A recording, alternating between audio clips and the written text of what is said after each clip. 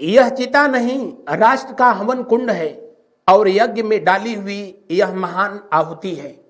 जी हाँ, यह पंक्तियां महात्मा गांधी के द्वारा उस महापुरुष के लिए कहा गया जिनका वर्ष 2024 में 163वीं जयंती मनाई जा रही है। जी, मैं बात कर रहा हूं मोतीलाल नेहरू का।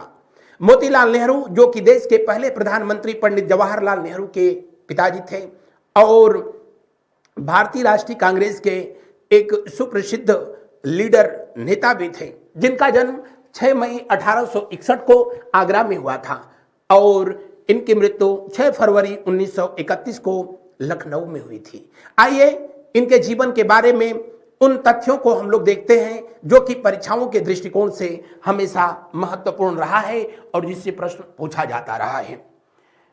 मोतीलाल नेहरू जिनका जन्म मैंने अभी बताया था आप सबसे कि मोतीलाल नेहरू जी का जन्म जो है कहां पर हुआ था, तो मोतीलाल नेहरू जी का जन्म आगरा में हुआ था।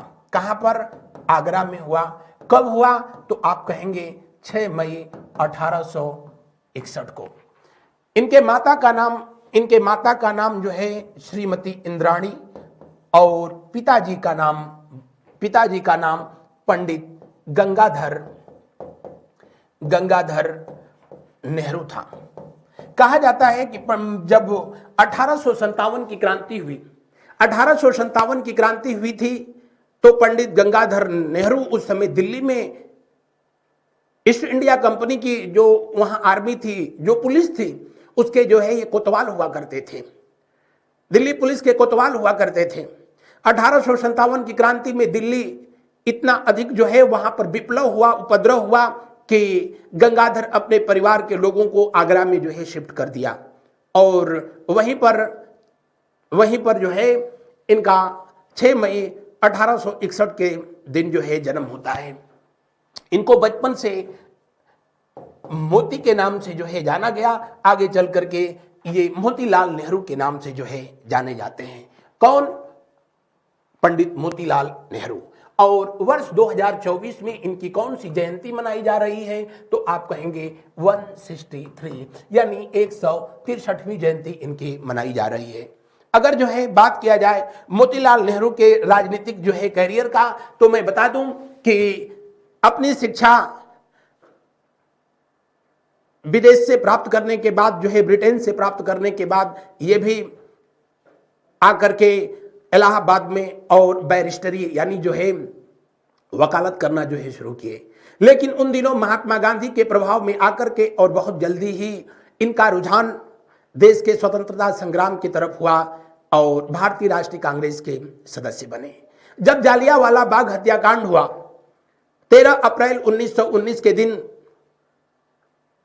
इस घटना ने तमाम हिंदुस्तानियों के साथ साथ मोतीलाल नेहरू को भी झकझोर करके रख दिया और यहां कांग्रेस का जो अधिवेशन हुआ उसके अध्यक्ष बनाए गए कौन? मोतीलाल नेहरू।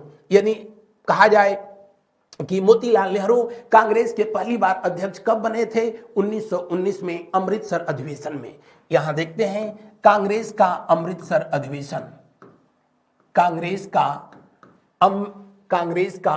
अमृतसर अधिवेशन, अमृतसर अधिवेशन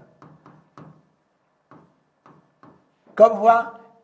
जी हां, 1919 में हुआ था। और अध्यक्ष बनाए गए, पहली बार अध्यक्ष जो है यहीं पर इनको बनाया गया और अध्यक्ष बनाए गए कौन? मोतीलाल नेहरू जी, मोतीलाल नेहरू। और इस अधिवेशन में जो सबसे प्रमुख काम हुआ वो ये खिलाफत आंदोलन का समर्थन किया गया। किसका? खिलाफत आंदोलन। खिलाफत आंदोलन वह आंदोलन था जिसका नेतृत्व महात्मा गांधी जी कर रहे थे और यह आंदोलन तुर्की के खलीफा के समर्थन में शुरू किया गया आंदोलन था। खिलाफत आंदोलन का समर्थन किया गया, समर्थन प्रस्ताव को जो है पास किया गया। पहली बार इनको जो है यहां पर अध्यक्ष बनने का मौका मिला, जबकि दूसरी बार इन्होंने अध्यक्षता 1928 में किया था।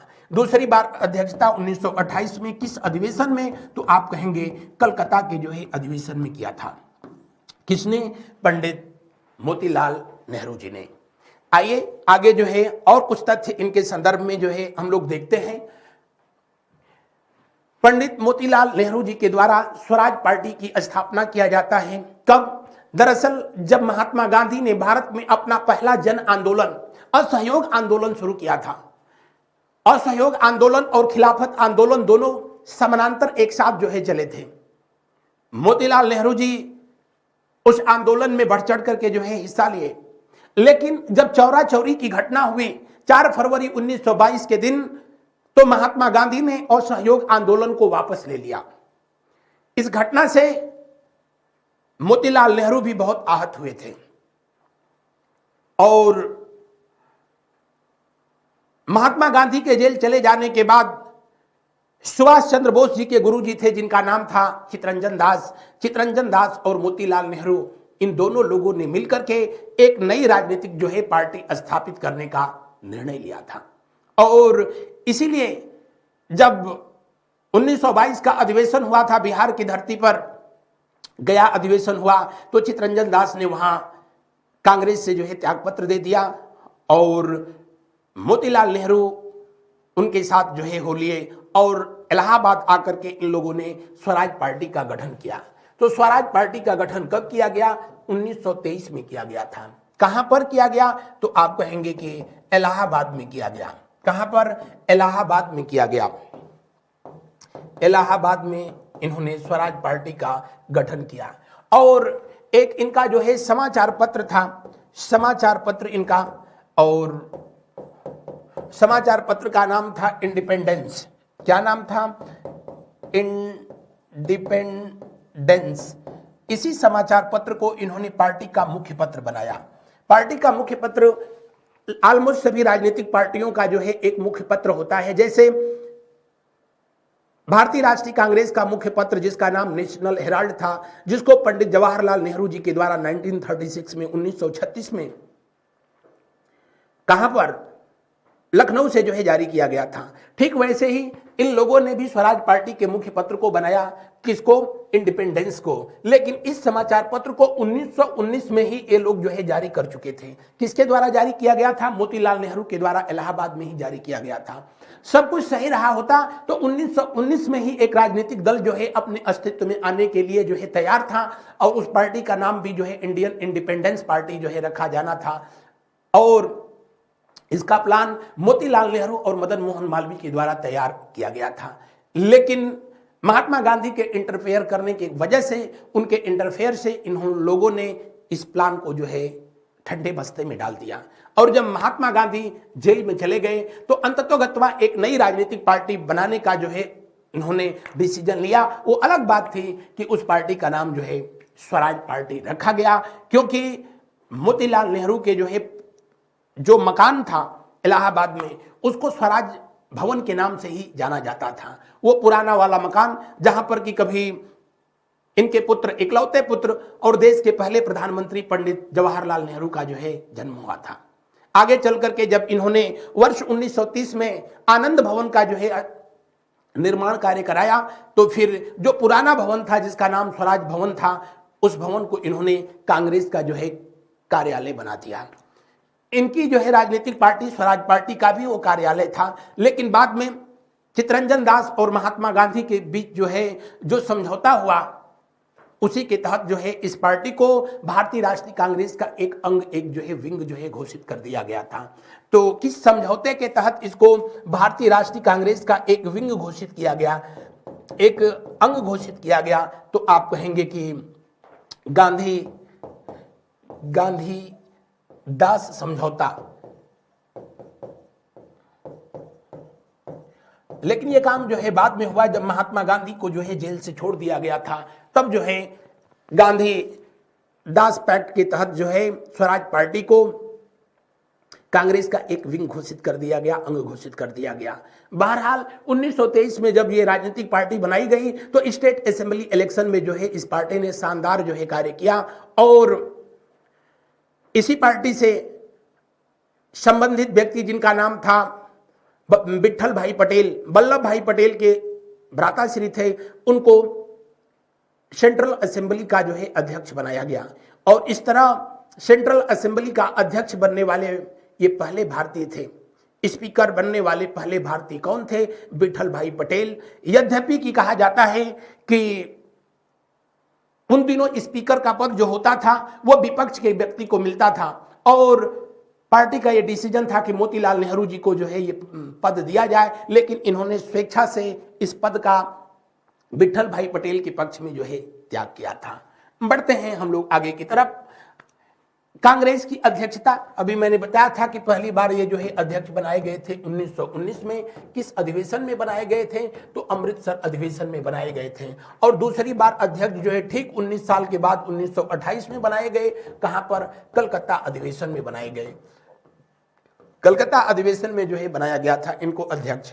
कहा जाता है 1929 का जो अधिवेशन हुआ वहां पर भी जो है इनका अध्यक्ष बनना तय था, लेकिन इन्होंने अपने पुत्र पंडित जवाहरलाल नेहरू के पक्ष में जो है उसका त्याग किया।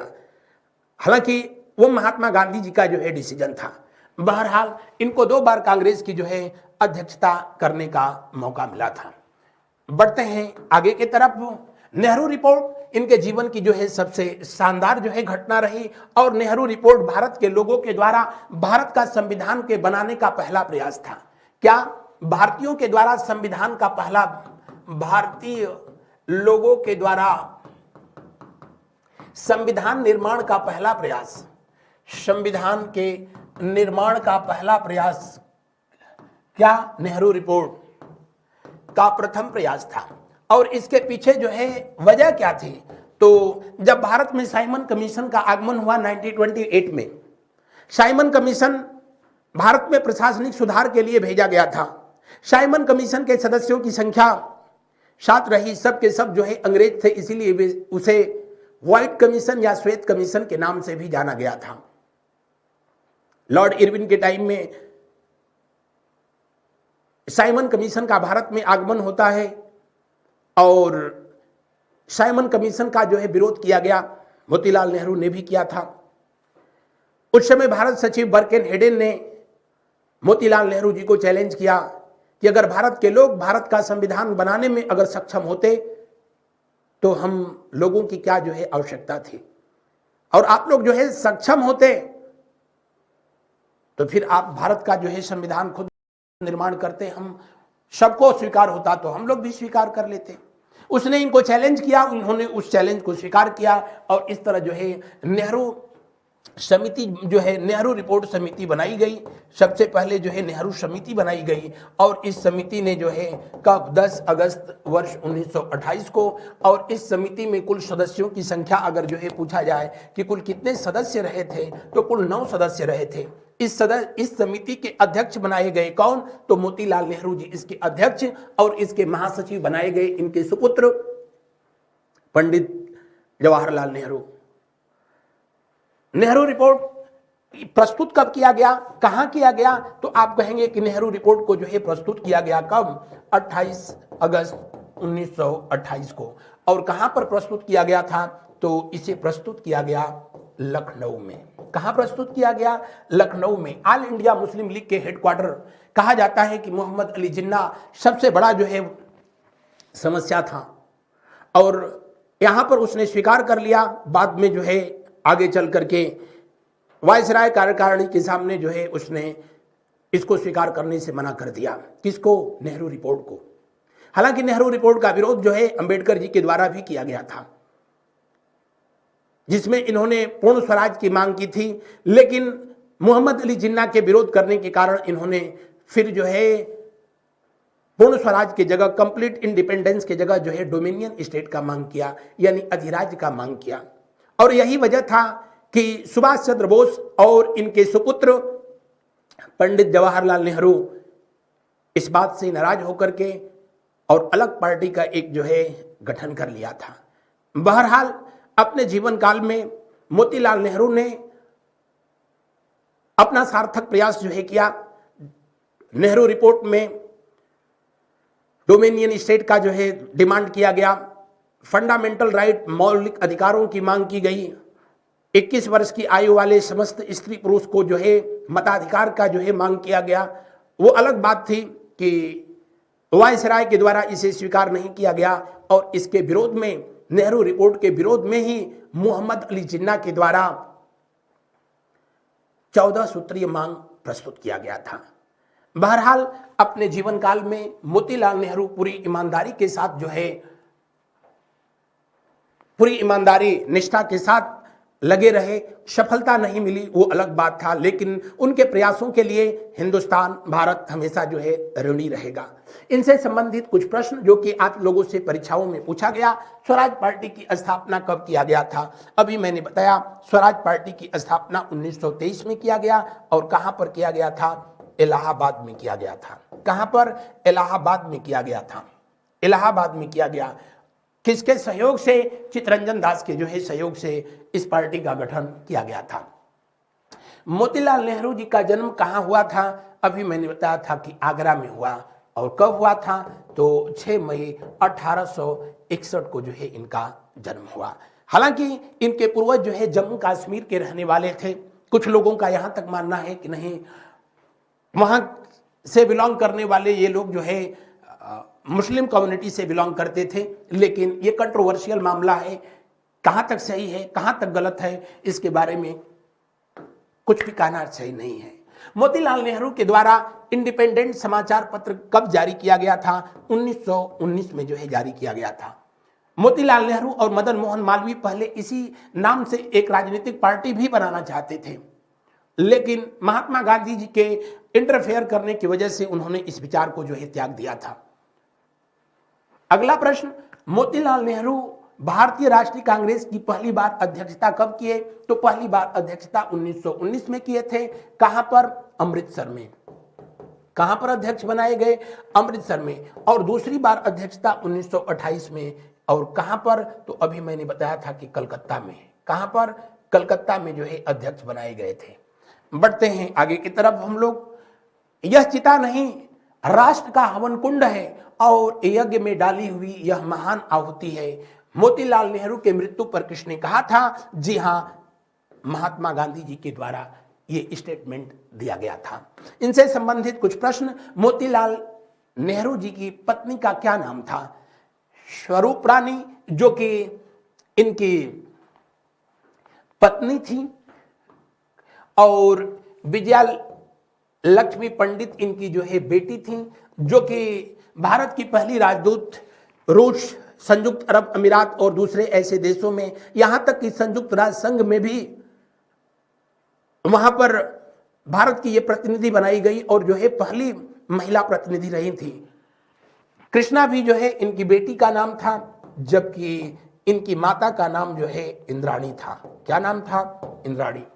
मोतीलाल नेहरू की मृत्यु कब और कहां हुई थी? अभी मैंने बताया था आपसे 1931 में लखनऊ में 6 फरवरी के दिन यह महान आत्मा परमात्मा में विलीन हो गई।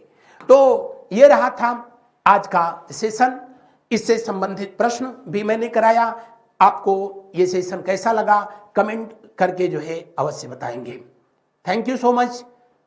Good night to all of you. मिलते हैं हम लोग अगले दिन अगले सेशन के साथ। धन्यवाद।